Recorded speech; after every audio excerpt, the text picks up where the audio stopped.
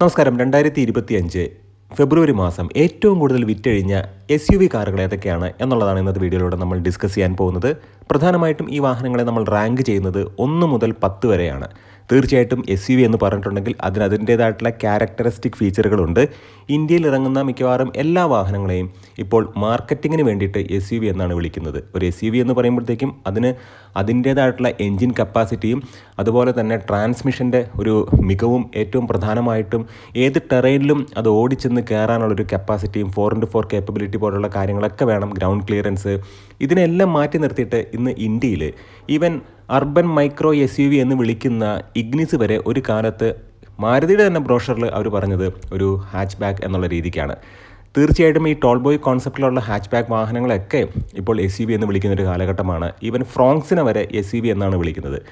തീർച്ചയായിട്ടും ഇന്നത്തെ വ്ളോഗിലൂടെ നമ്മൾ ഡിസ്കസ് ചെയ്യുന്നത് 2025 ഫെബ്രുവരി മാസം ഏറ്റവും കൂടുതൽ വിറ്റഴിഞ്ഞ SUVകളെയാണ്. 1 മുതൽ 10 വരെ നമ്മളിതിനെ റാങ്ക് ചെയ്യുന്നുണ്ട്. എല്ലാവർക്കും എൻജിൻ ബേയുടെ മറ്റൊരു വ്ളോഗിലേക്ക് ഹാർദമായ സ്വാഗതം. നമ്മുടെ വ്ളോഗൊക്കെ നിങ്ങൾക്ക് ഇഷ്ടപ്പെടുന്നുണ്ടെങ്കിൽ തീർച്ചയായിട്ടും നമ്മുടെ ചാനലിനൊന്ന് സപ്പോർട്ട് ചെയ്യുക, സബ്സ്ക്രൈബ് ചെയ്യുക, മാക്സിമം ലൈക്ക് ചെയ്യുക, ഷെയർ ചെയ്യുക, കമൻറ്റ് ചെയ്യുക. 10ാമത്തെ സ്ഥാനത്ത് മഹീന്ദ്രയുടെ XUV 3XO എന്ന് പറയുന്ന വാഹനമാണ്. 2025 ഫെബ്രുവരി മാസം 7,861 യൂണിറ്റുകളാണ് വിൽക്കാൻ കഴിഞ്ഞിട്ടുള്ളത്. 7,99,000 മുതൽ 15 ലക്ഷത്തിന് മുകളിലാണ് ഈ ഒരു വാഹനത്തിൻ്റെ എക്സ് ഷോറൂം പ്രൈസ് പ്ലേസ് ചെയ്തിട്ടുള്ളത്. ഇതിന് ഏറ്റവും പ്രധാനപ്പെട്ട കാര്യം എന്ന് പറയുന്നത് നോർമലായിട്ടുള്ളൊരു പെട്രോളുണ്ട്, അതായത് 1.2 പെട്രോളുണ്ട്, അത് മാത്രമല്ല ടർബോ പെട്രോളുണ്ട്, ഗ്യാസോലിൻ ഡയറക്റ്റ് ഇഞ്ചക്ഷൻ എന്നുള്ള രീതിക്കുള്ള ആ ഒരു എഞ്ചിനും ഉണ്ട്, ഡീസൽ എഞ്ചിനും ഈ ഒരു വാഹനത്തിൽ അവൈലബിൾ ആണ്. അത്യാവശ്യം നല്ല സെയില് 3XOയ്ക്ക് ഈ ഒരു ഇടയായിട്ട് കിട്ടുന്നുണ്ട്. കാരണം ഈ ഒരു വാഹനത്തിൻ്റെ ഒരു ഓവറോൾ പാക്കേജാണ്, നല്ല ബിൽഡ് ക്വാളിറ്റി ഉള്ളൊരു വാഹനം തന്നെയാണ്. ഇനി 9ാമത്തെ സ്ഥാനത്തേക്ക് നമ്മൾ നോക്കുകയാണെന്നുണ്ടെങ്കിൽ മഹീന്ദ്രയുടെ ബൊലേറോ ആണ്. ബൊലേറോ നിയോ പ്ലസ്, ഈ 3 വാഹനങ്ങളും ചേർത്ത് 2025 ഫെബ്രുവരി മാസം 8,690 യൂണിറ്റുകളാണ് വിൽക്കാൻ കഴിഞ്ഞിട്ടുള്ളത്. ഇപ്പോൾ ബൊലേറോ നമ്മൾ നോക്കുകയാണെന്നുണ്ടെങ്കിൽ ഡീസൽ വാഹനമാണ്, മാനുവൽ ട്രാൻസ്മിഷനാണ് ഈ ഒരു വാഹനം അവൈലബിൾ ആയിട്ടുള്ളത്. എന്നാൽ 8ാമത്തെ സ്ഥാനത്തേക്ക് നമ്മൾ നോക്കുകയാണെന്നുണ്ടെങ്കിൽ അവിടെ ശരിക്കും മഹീന്ദ്രയുടെ ഒരു ഐക്കോണിക് പ്രോഡക്റ്റാണ്. അതിനെ വെല്ലാനൊരു പ്രോഡക്റ്റ് അല്ലെങ്കിൽ അതിനൊരു കോമ്പറ്റീഷൻ കൊടുക്കാൻ മറ്റൊരു പ്രോഡക്റ്റ് ഇല്ല എന്ന് തന്നെ പറയാം. ഥാറാണ്. ഥാറിൻ്റെ റോക്സും, അതുമാത്രമല്ല ഥാറിൻ്റെ 3 ഡോറാണ്. 3 ഡോർ വാഹനങ്ങൾക്ക് ഇപ്പോൾ നല്ല രീതിക്കുള്ള ഡിസ്കൗണ്ട് വരുന്നുണ്ട്, എക്സ്പെഷ്യലി അതിൻ്റെ സ്റ്റാലിയൻ പെട്രോൾ എഞ്ചിനുള്ള മോഡലുകൾക്കൊക്കെ. തീർച്ചയായിട്ടും പെട്രോളിലും ഡീസലിലും ഈ ഒരു വാഹനം അവൈലബിൾ ആണ്. 2025 ഫെബ്രുവരി മാസം 9,248 യൂണിറ്റുകളാണ് ഥാറിൻ്റെ റോക്സും 3 ഡോറും കൂടെ ഒരുമിച്ച് ചേർത്ത് വിറ്റഴിഞ്ഞിട്ടുള്ളത്. ഇനി 7ാമത്തെ സ്ഥാനത്ത് വന്നിട്ടുള്ളത് ഹ്യുണ്ടായുടെ K2 പ്ലാറ്റ്ഫോമിൽ വരുന്ന ഒരു വാഹനമാണ്. ഹ്യുണ്ടായി വെന്യൂ ആണ്. ഒരു അപ്ഡേഷന് വേണ്ടി കാത്തിരിക്കുന്നൊരു വാഹനമാണ്. 10,125 യൂണിറ്റുകളാണ് 2025 ഫെബ്രുവരി മാസം വിൽക്കാൻ കഴിഞ്ഞിട്ടുള്ളത്. എൻലൈൻ എന്ന് പറയുന്ന പെർഫോമൻസ് ഓറിയൻറ്റഡ് ആയിട്ടുള്ള ഒരു വേർഷൻ അവർക്കുണ്ട്. പെട്രോളുണ്ട്, അതുമാത്രമല്ല 1.5 ഡീസൽ എഞ്ചിനുണ്ട്. ഈ 1.5 ഡീസൽ എന്ന് പറയുന്നത് ക്രെറ്റയിൽ കാണുന്ന സെയിം ഡീസൽ എഞ്ചിനാണ്. 115 അപ്രോക്സിമേറ്റ്ലി 114-115 BHP പവറും 250 Nm ടോർക്കും നൽകുന്ന ആ ഒരു എഞ്ചിൻ നല്ല ഫ്യൂൽ എഫിഷ്യൻ്റ് ആണ്. ഇനി 6ാമത്തെ സ്ഥാനത്തേക്ക് നമ്മൾ നോക്കുകയാണെന്നുണ്ടെങ്കിൽ മാരുതി സുസുക്കിയുടെ ഗ്രാൻഡ് വിറ്റാരയാണ്. ഗ്രാൻഡ് വിറ്റാര എന്ന് പറയുമ്പോഴത്തേക്കും അതിനകത്ത് പ്രധാനമായിട്ടും നമ്മളൊന്ന് പോയിൻ്റ് ഔട്ട് ചെയ്യേണ്ടത് സ്ട്രോങ് ഹൈബ്രിഡ് അവൈലബിൾ ആണ് എന്നുള്ളതാണ്. അതുമാത്രമല്ല നാച്ചുറലി ആസ്പിറേറ്റഡ് എഞ്ചിനും അവൈലബിൾ ആണ്.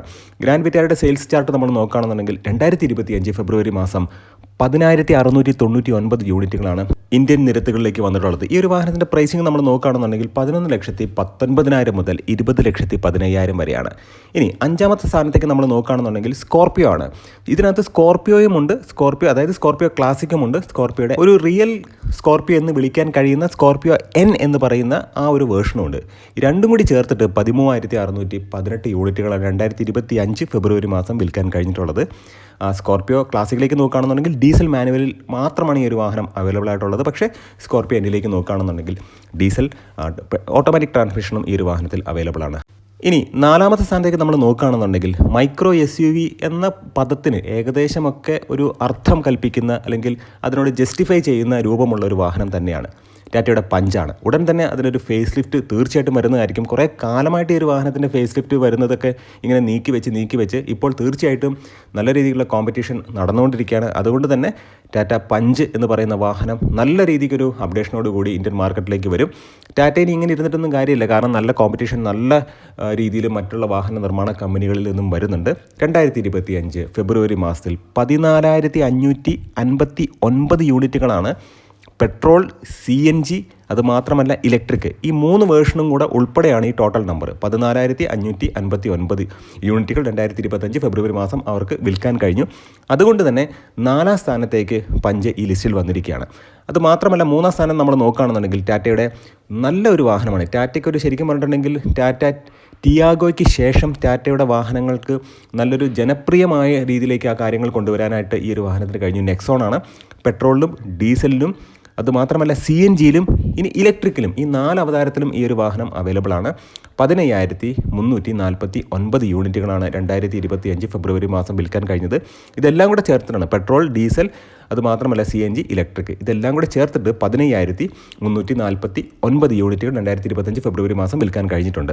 ഇനി 2ാം സ്ഥാനത്തേക്ക് നോക്കുകയാണെന്നുണ്ടെങ്കിൽ ഓട്ടോമാറ്റിക് ട്രാൻസ്മിഷനിൽ ഏറ്റവും ബെസ്റ്റ് എന്ന് പറയാം ഈ ഒരു സെഗ്മെൻറ്റിൽ. പ്യുവർ ടോർക്ക് കൺവേർട്ടഡ് ഓട്ടോമാറ്റിക് ട്രാൻസ്മിഷനും സ്മാർട്ട് ഹൈബ്രിഡും കൂടെയുള്ള ആ ഒരു വേർഷൻ നല്ല രീതിക്ക് ജനങ്ങൾ അക്സെപ്റ്റ് ചെയ്തു. മാരുതി സുസുക്കിയുടെ ഒരു കോമ്പാക്ട് SUV ആയിട്ടുള്ള ബ്രസയെ കുറിച്ചിട്ടാണ് നമ്മൾ പറഞ്ഞിട്ടുണ്ടായിരുന്നത്. 15,392 യൂണിറ്റുകൾ 2025 ഫെബ്രുവരി മാസം ബ്രസയ്ക്ക് വിൽക്കാൻ കഴിഞ്ഞു. പെട്രോളിലും CNGയിലും അവൈലബിൾ ആണ്. 1.5 നാച്ചുറലി ആസ്പിറേറ്റഡ് 4 സിലിണ്ടർ എഞ്ചിനാണ് ഇതിനകത്ത് വരുന്നത്. ഇതിൻ്റെ മാനുവൽ ട്രാൻസ്മിഷനിൽ സ്മാർട്ട് ഹൈബ്രിഡ് ഇല്ല. എന്നാൽ ഓട്ടോമാറ്റിക് ആയിട്ടുള്ള പ്യുവർ ടോർക്ക് കൺവേർട്ടഡ് ഓട്ടോമാറ്റിക് വേർഷനുള്ള വാഹനത്തിൽ സ്മാർട്ട് ഹൈബ്രിഡ് ഫീച്ചർ തീർച്ചയായിട്ടും അവൈലബിൾ ആണ്. ഇനി 1ാമത്തെ സ്ഥാനത്തേക്ക് നമ്മൾ നോക്കുകയാണെന്നുണ്ടെങ്കിൽ ശരിക്കും പറഞ്ഞാൽ മിഡ് സൈസ് SUVയിലെ കിങ് എന്ന് പറയാം. അതായത് മിഡ് സൈസ് SUV വാഹനങ്ങൾ വാങ്ങാൻ ആഗ്രഹിക്കുന്ന ആളുകൾക്ക് ഏത് വാഹനം വാങ്ങണം എന്നൊരു ക്വസ്റ്റ്യനേ ഇല്ല. കാരണം ഒരു കൺഫ്യൂഷൻ ഇല്ലാതെ നമുക്ക് സെലക്ട് ചെയ്യാൻ കഴിയുന്നൊരു വാഹനമാണ്. സോഫ്റ്റ് സസ്പെൻഷനാണ്. സെൽറ്റോസിനെയൊക്കെ വെച്ച് കമ്പയർ ചെയ്യുമ്പോഴത്തേക്കും അത്യാവശ്യം നല്ല ക്യാബിൻ സ്പേസ് കാര്യങ്ങളൊക്കെ ഉണ്ട്. ഫീച്ചറുകൾ എന്താണ് വേണ്ടത് എന്ന് ചോദിച്ചാൽ എല്ലാ ഫീച്ചറും ഈ ഒരു വാഹനത്തിലുണ്ട്. അതുകൊണ്ട് തന്നെയാണ് എല്ലാ തവണയും നമ്പർ 1 പൊസിഷനിൽ ഈ ഒരു വാഹനം വരുന്നത്.